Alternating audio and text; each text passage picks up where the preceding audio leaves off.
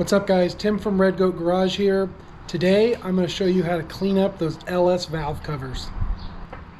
Do me a quick favor, hit that like and subscribe button, I'd really appreciate it. So let me show you what we got here. This is my Junkyard LM7 5.3 liter engine. So you're probably pretty aware that these work great, but they're pretty ugly. And I wanted to give this engine somewhat of a classic yet modern look to it, so I really want to get rid of these big clunky coil packs and bracketry on here. So I reached out to Holley and was looking on their website and found a really cool set that I think would match this build really well, and I like them for a couple reasons. One is they look great, but two, they actually retain the coil packs up here on the valve covers. Now a lot of them out there, they actually move these coil packs and you hide them down below or on the frame or something like that, and those are really slick too. But with this application, I didn't feel like doing that much work, and I didn't think it was necessary. So what I did was I got a set of their valve covers that you can actually just mount right on the coils, right in the valve covers. So this is kind of what the factory one looks like once you take that big old funky bracket off. Just 4 bolts that hold this entire assembly down. So let me pop this off and let me show you the ones I bought.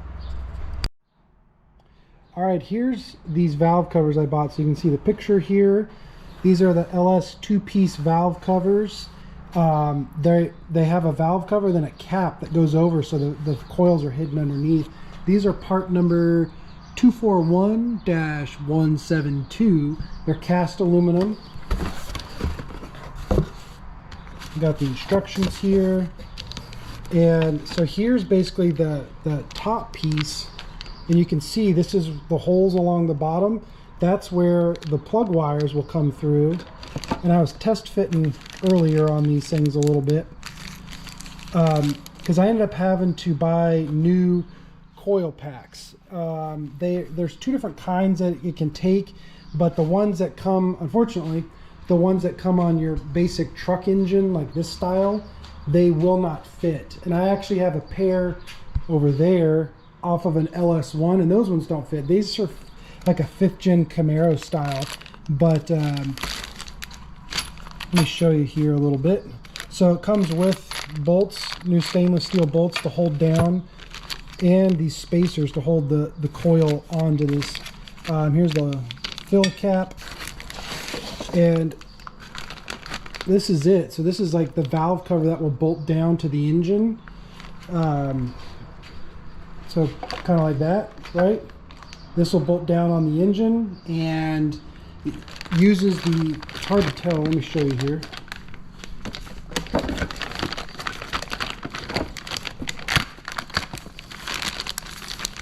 But it actually uses a factory LS valve cover gasket, so I bought new of those too. So I just wanted everything nice, fresh, clean, and tight. So it uses factory those, and it uses these. I'll end up reusing these same factory hold down bolts on there. So let me get these factory ones off, and we'll show you starting to put these guys on. So these 4 bolts are an 8mm. That's what it takes to pop these off. That one is loose already.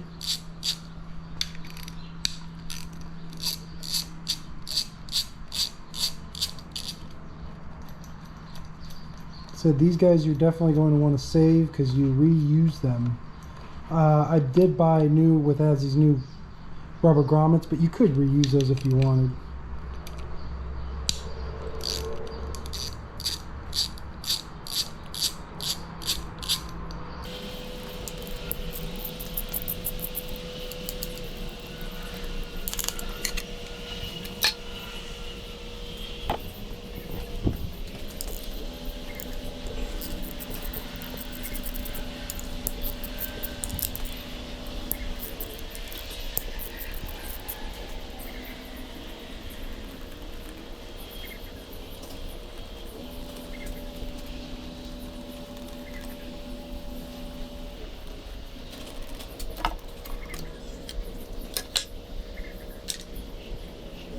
All right, I got everything laid out here that comes with this kit, minus this coil I bought. So this is the instructions. Right off the bat, what I was mentioning earlier with the instructions and these coils is there's only two different kinds of coils they'll work with. These ones, which are a first gen LS coil, GM part number 125-58948. That's what I bought. Bought those guys off of Rock Auto, I believe, because I didn't go with like a high performance Excel coil or anything, because this is a bone stock engine. Or you can use a 5th gen coil, which the Excel part number for that is 140043 or 140043K, or they have MSD versions 8266 or 82663. So if you want a more performance coil, I would suggest either using an Excel or MSD version. So what's interesting too about this, so for the 1st gen it uses these coil spacers, and if you use the 5th gen coil, it uses these spacers, which are just a little bit taller, I believe. But so check this out. So here's, like I said, this is the actual valve cover itself. It's got the baffling in there and everything. One thing that I didn't even realize when I bought these guys, which I think is actually kind of cool, is there's actually a oil cap or fill valve area, whatever you want to call it, on both valve covers. So there's one on, there'll be one on that side and there'll be one on this side, so kind of opposing sides. So depending on how your engine is or brake booster or whatever, you'll be able to get to it on either side. So basically what happens is I'm going to bolt this down using the factory bolts, those 4 bolts there. Then I'll take these guys here with these spacers and I'll bolt the 4 coils on. Then what I'll do is I'll flip this guy back over here. Like I said, there's the holes where your spark plug wires will come through. And then there's these bolts with like a 12-point head on them and little washers, and that's what actually bolts this outer cover down to this bottom cover that you don't even really see. So let me start with getting these guys installed on both sides, and then we'll finish everything off.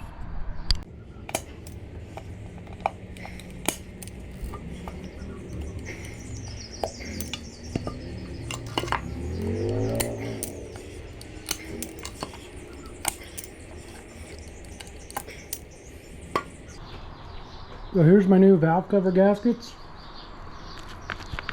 and it has the new little grommets in there. One trick I've learned with these valve cover gaskets, I don't know if you can see it, they're a little frosty. I've had them in my freezer for the last couple hours to help kind of shrink them down, because sometimes when you line that valve cover with these almost seem too long.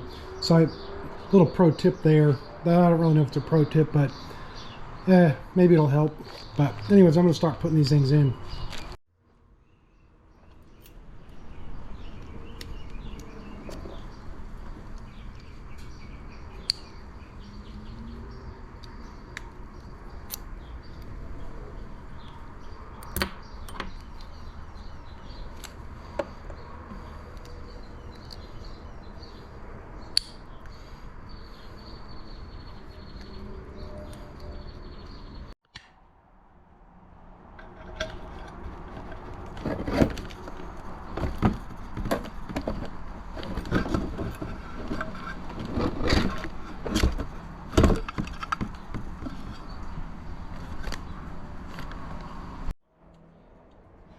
Alright, so you can see there's just a factory groove, like any factory valve cover.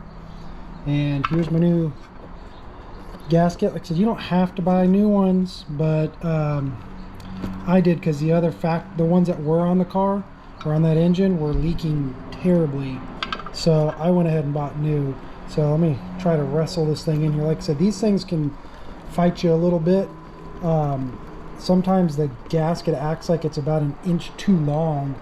So that's why I put them in the freezer with the hopes of making them shrink just that tiny bit to where they fit better. And you can see already by doing that, like, that's it. right? It's already in there, everything. Sometimes you get all the way over here and then there's extra and everything. So that's what I would do. Put them in the freezer for a couple hours and it'll shrink them up just enough to where you can get them on. So let's go put these things on the engine now.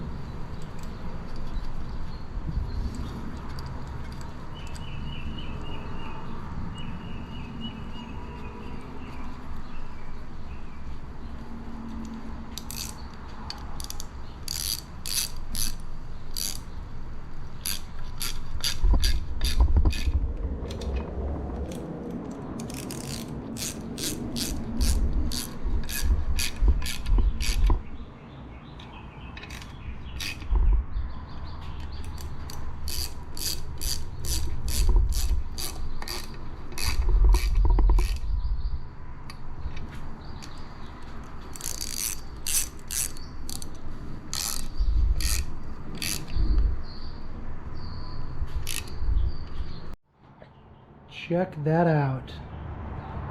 So we got the valve cover all mounted. So these are just the factory bolts. So tighten the two inner ones at first, then go to the outers so you don't pinch any gaskets or anything.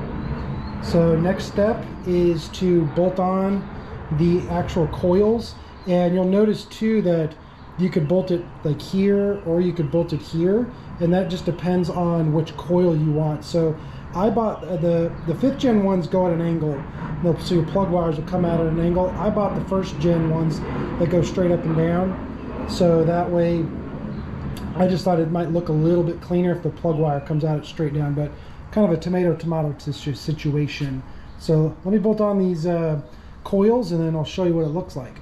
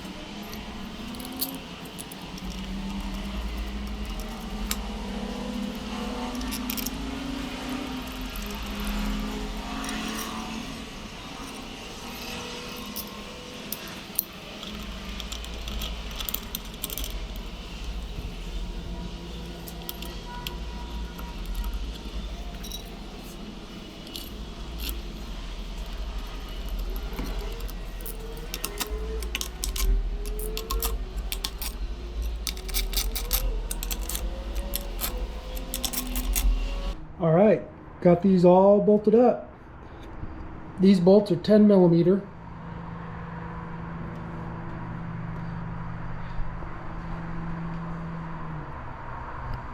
Quick thing to note here is this oil fill cap is underneath this coil.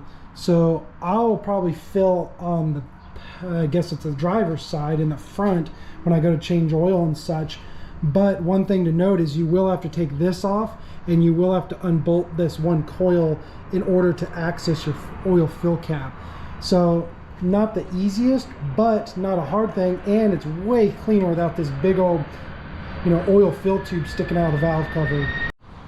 All right, kind of at the last step here. So these guys are 1/4 inch 12-point bolts, so you got to slide the little rubber gasket grommet deal on there. One question you might have too is the wiring, the coil pack wiring. So it'll tuck underneath all this. There's plenty of room. You can see here there's a gap, and then on top of the valve cover there's a little notch there for it to slide through. So I'm not installing that right now, but I will at a later date. But you can see that they've thought of that too, with the provision for that to flow through. So I'm going to try and bolt this on here with one hand to show you.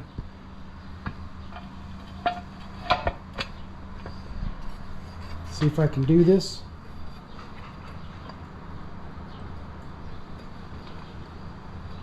Maybe not. I got to get it lined up a little bit. I mean, it's popped on there, but I got to finagle these just to get them just in the right spot.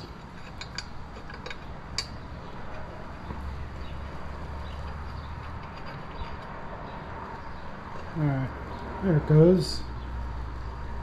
Alright, let me get these tightened down and I'll show you the next step. Alright, got them all snugged down. You can see they are significantly taller than the factory one. So I grabbed the factory one and you can see they're a lot taller, but you got to also figure the coils are under there. So that if the factory ones had the coils on the top, then it would be about the same thickness. It does say that if you're using basically any rocker arm that will fit underneath a factory valve cover, then they'll fit underneath these valve covers too. I'm going to go ahead and get the plug wires put on and get this other one installed, and then I'll show you the finished product. Alright, they're 100% installed, looking good. So the coil, just in case you're wondering, is right there. So it's just right below the edge here of the valve cover. So super easy to get your plug wires on and everything. So I went ahead and put in these spark plug wires on there.